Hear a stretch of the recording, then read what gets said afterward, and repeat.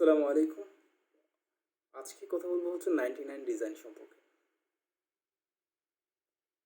আমি 99 ডিজাইনের মধ্যে এন্ট্রি লেভেলের একজন ডিজাইনার। আর আমি রিসেন্টলি আমার অ্যাকাউন্ট ভেরিফাই করি এবং আমার অ্যাকাউন্ট ভেরিফাই করার পর অনেকেই আমার কাছে জানতে চেয়েছেন। আমার ফেসবুকের মধ্যে অনেকে মেসেজ করে জানতে চেয়েছেন এবং অনেকে আমাকে কল দিয়ে জিজ্ঞাসা করেছেন যে কীভাবে আমি অ্যাকাউন্ট ভেরিফাই করেছি এবং কীভাবে তারা তাদের অ্যাকাউন্ট ভেরিফাই করতে পারে। প্রথমে বলে নিচ্ছি 99 ডিজাইন আসলে কী। এক্স্যাক্টলি যারা হচ্ছে এই গ্রাফিক্স ডিজাইনিং করে বা ডিজাইন অ্যান্ড মাল্টিমিডিয়া রিলেটেড কোনো কাজ করে থাকে তাদের জন্য মার্কেট প্লেস হচ্ছে 99 ডিজাইন। এইখানের মধ্যে ক্লায়েন্ট দুইভাবে কাজ করিয়ে নিতে পারে। আমরা জানি সাধারণত যারা আউটসোর্সিং করে তারা হচ্ছে কি বিভিন্ন ধরনের মার্কেট প্লেস থেকে তাদের কাজগুলো করিয়ে নিয়ে থাকেন বিভিন্ন ধরনের ফ্রিল্যান্সারদের মধ্য থেকে। তো এই যেহেতু এই ডিজাইন রিলেটেড কাজ সেই জন্য হচ্ছে কি এই ক্লায়েন্টদেরকে অবশ্যই তাদের পারফেক্ট ডিজাইনটি বা পারফেক্ট কাজটি খুঁজে পেতে হয়। সেই জন্য তারা হচ্ছে একটা কন্টেস্ট সিস্টেম, এই একটা মার্কেট প্লেস সেটার মধ্যে তারা গিয়ে থাকে। যেমন 99 ডিজাইন এটা হচ্ছে ওয়ার্ল্ড ফেমাস সবচেয়ে বড় মার্কেট প্লেস। এইখানের মধ্যে যদি আমরা চিন্তা করি তাহলে এখানে যদি আমরা দেখি এখানে কীরকম এন্ট্রি থাকে বা হচ্ছে কাজ কীরকম পড়ে থাকে আর কি। আমি যদি এখানে দেখি ক্যাটাগরির মধ্যে, ক্যাটাগরি হচ্ছে এখানে যদি আমি একেবারে অল দিয়ে থাকি তাহলে অল ক্যাটাগরি হচ্ছে বর্তমান 764টা কাজ বর্তমানে অ্যাভেলেবল রয়েছে। তো এটা হচ্ছে মোস্ট পিক একটা মার্কেট প্লেস যা হচ্ছে টপ একটি কন্টেস্ট মার্কেট প্লেস। এখানের মধ্যে যদি আমরা ক্যাটাগরি বেস দেখি তাহলে এখানের মধ্যে যদি লোগো দেখি তাহলে হচ্ছে লোগোই রয়েছে হচ্ছে 592টি লোগোর কাজ রয়েছে। তারপর এখান থেকে যদি আমরা একটু বাছাই করে দেখি এখানের মধ্যে লোগো কন্টেস্টের মধ্যে এন্ট্রি কেমন পড়ে থাকে।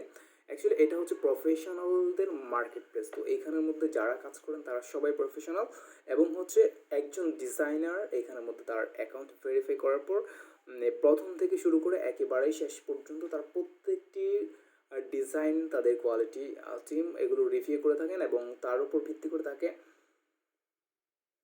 তার লেভেলকে আপ করা হয়, তার লেভেলকে বাড়ানো হয়। প্রথম সে অ্যান্টি লেভেল থাকে, তারপর যদি তার কাজ ভালো হয় এবং তাকে তখন তাকে মিড লেভেলের মধ্যে দেওয়া হয়, মিড লেভেল থেকে তারপর তাকে টপ লেভেলের মধ্যে দেওয়া হয়। এখানের মধ্যে এক একটা লেভেলের মধ্যে এক একটা সুযোগ সুবিধা রয়েছে এবং হচ্ছে এই ক্ষেত্রে যদি আমরা ইয়ের দিক থেকে চিন্তা করি মানে পার্সেন্টেজের কথা, একজন এন্ট্রি লেভেলের ডিজাইনার যখন কাজ করে তখন তার থেকে 15% এই ভ্যাট কেটে নেওয়া হয় 99 ডিজাইন মার্কেট প্লেসের পক্ষ থেকে এবং হচ্ছে যারা হচ্ছে সেকেন্ড মিড লেভেল ডিজাইনার তাদের থেকে 10% এবং যারা হচ্ছে টপ লেভেল ডিজাইনার তাদের থেকে 5% ভ্যাট কেটে নেওয়া হয়। তো এখন কথা হচ্ছে আমি যে ব্যাপারটা নিয়ে মূলত কথা বলার জন্য এসেছি সেটা হচ্ছে কীভাবে আমরা এইখানের একজন ডিজাইনার হব। তো অবশ্যই আপনি একজন ডিজাইনার হতে হলে আপনাকে অবশ্যই প্রফেশনাল হতে হবে। আর এই সেক্টরের মধ্যে যারা প্রফেশনাল তাদের জন্য একটা প্রধান পরিচয় হচ্ছে তাদের পোর্টফোলিও। এখানের মধ্যে যদি আমরা প্রসেসিংটা দেখি কীভাবে অ্যাকাউন্ট ভেরিফাই করা হয়, সেই প্রসেসিংয়ের মধ্যে প্রথমেই রয়েছে হচ্ছে আমরা দেখব এই 4-5টি ধাপের মধ্যে আপনার অ্যাকাউন্ট ভেরিফাই করা হয়। প্রথম ধাপ, তৃতীয় ধাপ পর্যন্ত আমরা করতে পারি এবং হচ্ছে চতুর্থ ধাপে গিয়ে আমাদের পোর্টফোলিওগুলো দিতে হয় এবং পঞ্চম ধাপে গিয়ে হচ্ছে আমাদের কিছু কাজের স্যাম্পল দেখাতে হয়। কিন্তু বেশিরভাগ ডিজাইনার হচ্ছে চতুর্থ এবং পঞ্চম ধাপের জন্য তাদের অ্যাকাউন্টগুলো ভেরিফাই করতে পারে না।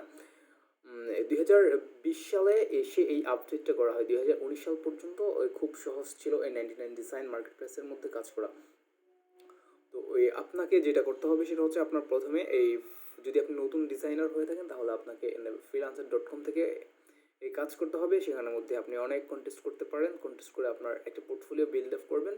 তারপর হচ্ছে সেখান থেকে আপনি অনেক ধরনের স্কিল বিল্ড আপ করবেন। তারপর হচ্ছে আপনার যে পোর্টফোলিওটা করবেন সেটা একেবারেই ইউনিক হতে হবে। আর কখনো 99 ডিজাইন মার্কেট প্লেসে ইউজ হয়নি এরকম একটি আপনার পোর্টফোলিও লাগবে। এটা হচ্ছে বিহেন্স হতে পারে, আপনি ট্রিবল করতে পারেন, যে কোনো একটা হলেই হবে। তারপর নেক্সট হতে আপনার লাগবে হচ্ছে সোশ্যাল মিডিয়া অ্যাকাউন্ট।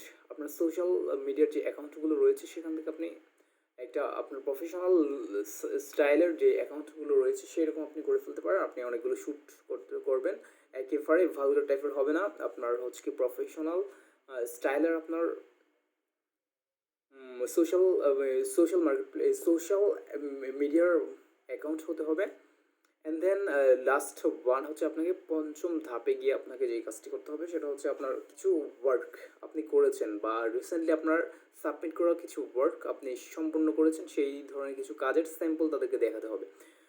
আপনার যে পোর্টফোলিও আপনি দেবেন তারা হচ্ছে আপনার পোর্টফোলিওটাকে সম্পূর্ণভাবে রিভিউ করে তারপর আপনাকে আপনার নিবে। আপনি কাজ যে এখানে 6 থেকে 12টা কাজ আপনি খুব ইউনিক দিলেই এখান থেকে আপনাকে আপনার অ্যাকাউন্টে ভেরিফাই করবে না। তো সেক্ষেত্রে আমার কিছু পরামর্শ হচ্ছে, আপনি যদি এইখানে কাজ করতে চান আমি দেখাচ্ছি, এইখানের মধ্যে হচ্ছে খুবই কম এন্ট্রি আপনি পাবেন এবং হচ্ছে যেই এখানের মধ্যে 5টা এন্ট্রি থেকেই হচ্ছে $500-700 কন্টেস্টে উইন হয়েছে, এমনটিও হয়ে থাকে এই মার্কেট প্লেসের মধ্যে। অথচ আপনি যদি freelancer.com-এর মধ্যে কন্টেস্টগুলো দেখেন তাহলে দেখবেন হচ্ছে একটা $10 কন্টেস্টের মধ্যে হচ্ছে কি প্রায় 500 থেকে 700 এই এন্ট্রি পড়েছে। যদি আপনি $100 দেখেন তাহলে হচ্ছে 2-3 হাজার এন্ট্রি পড়ে থাকে। তো এটা হচ্ছে প্রচুর টাফ সবার জন্য। তো আপনি প্রফেশনাল হলে এই মার্কেট প্লেসে কাজ করার সুযোগ পাবেন এবং এই 3টা ধাপ যদি আপনি খুব সুন্দর করে করতে পারেন, হয়তো আপনি 6 মাস 1 বছর সময় নেন, আপনি এই খুব রিল্যাক্সে এই কাজগুলো আপনি প্রথমে সম্পন্ন করেন, তারপর আপনি এই মার্কেট প্লেসে আছেন, আপনার অ্যাকাউন্ট অবশ্যই অ্যাপ্রুভ হবে। আমি ভিডিওটা মূলত এই জন্যই করেছি, যারা এই মার্কেট প্লেসে কাজ করতে চাচ্ছেন আপনারা এই 3টা স্টেপ খুব ভালো করে আপনারা মনোযোগ দিন, আপনি সময় নিন। আপনি ফার্স্ট অফ অল আমি আবারও বলে দিচ্ছি, আপনার পোর্টফোলিও ঠিক করবেন। পোর্টফোলিওতে খুব ইউনিক দেখে কাজ রাখবেন, একটা ক্যাটাগরিতে কাজ রাখবেন। আপনি যদি লোগো নিয়ে করেন এখানের মধ্যে কখনো আপনি প্রিন্ট ডিজাইনিংয়ের কাজ রাখবেন না, একেবারেই না।